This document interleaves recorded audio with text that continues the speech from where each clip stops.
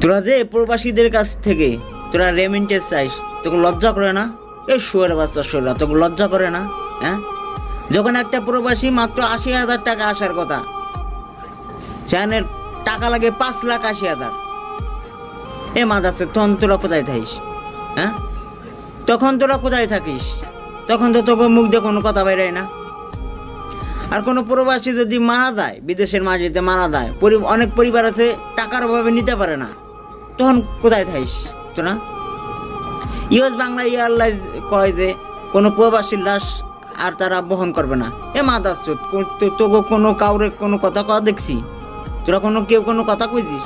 মাদাস তোরা আবার প্রবাসীদের কাছ থেকে রেমিটেন্স চাইস, আবার বলিস যে প্রবাসীদের মানে তারা টাকা বৈধ চ্যানেলে বা ব্যাংকের মাধ্যমে পাঠাইতেছে কিনা সেটা রিসিপ্ট থাকতে হবে, তাই ঢুকতে দিবি। এ মাদাস দেশ কি তোর বাপের? এ মাদাস আমরা কি দেশ বেঁচে আইছি? হ্যাঁ, না তোর মার কাবিন নামা হিসেবে আমরা দিয়েছি দেশ বেঁচে? হ্যাঁ, মাদাস